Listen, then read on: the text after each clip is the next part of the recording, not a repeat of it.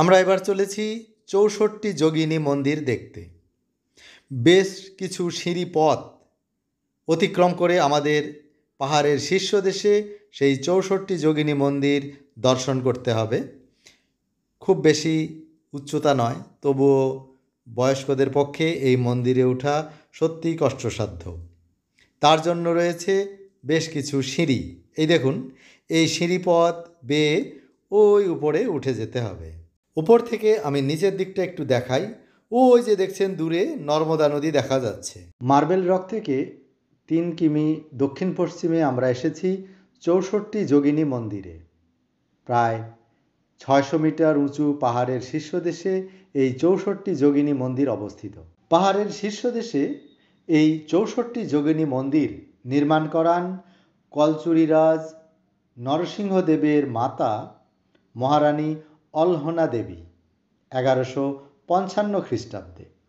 রাজা নরসিংহদেবের রাজত্বকাল ১১৫৫ খ্রিস্টাব্দ থেকে ১১৬৫ খ্রিস্টাব্দ। পাহাড়ের শীর্ষদেশে ৬৪ যোগিনী মন্দির এবং গৌরীশঙ্কর মন্দির নির্মাণ করান মহারানী অহল্যা দেবী তাঁর পুত্র নরসিংহদেবের রাজত্বকালে ১১৫৫ খ্রিস্টাব্দে। নরসিংহদেবের রাজত্বকাল ১১৫৫ খ্রিস্টাব্দ থেকে ১১৬৫ খ্রিস্টাব্দ। পরবর্তীকালে মহারাজা বিজয় সিংহদেবের মাতা রাজমাতা মহারানী গোসল দেবী নিত্য পূজাপাঠ করতেন এই গৌরীশঙ্কর মন্দিরে। মহারাজা বিজয় সিংহের রাজত্বকাল ১১৮০ খ্রিস্টাব্দ থেকে ১১৯৫ খ্রিস্টাব্দ। দেবী দুর্গার সহযোগী ৬৪ যোগিনী ভিন্ন ভিন্ন দেহভঙ্গিমায় অবস্থান করছে। বৃত্তাকারে সজ্জিত ছোট ছোট কক্ষে এক একটি যোগিনীর অবস্থান। যোগিনীগুলো লাল বেলে পাথরে নির্মিত। প্রতিটি যোগিনীর কোনো না কোনো অঙ্গ ভেঙে ফেলা হয়েছে অথবা ক্ষতিগ্রস্ত করা হয়েছে। ১৫৬৪ খ্রিস্টাব্দে মুঘল সম্রাট আকবরের সেনাবাহিনী দ্বারা এই সুন্দর স্থাপনাটি আক্রান্ত হয়।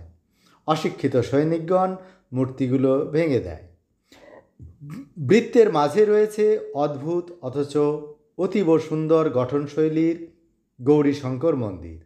গৌরীশঙ্কর মন্দিরের মতো সুদৃশ্য স্থাপত্য রীতির মন্দির সমগ্র ভারতীয় উপমহাদেশে আর দ্বিতীয়টি নেই। গৌরীশঙ্কর মন্দিরের গর্ভগৃহে রয়েছে ব্ল্যাক ব্যাসল্টের মোহনীয় শিব দুর্গার পূর্ণাঙ্গ মূর্তি। অবিশ্বাস্য হলেও সত্যি যে মুঘল আক্রমণ থেকে এই মূর্তি দুটি আশ্চর্যজনকভাবে রক্ষা পায়। এর ফটো তোলা নিষেধ।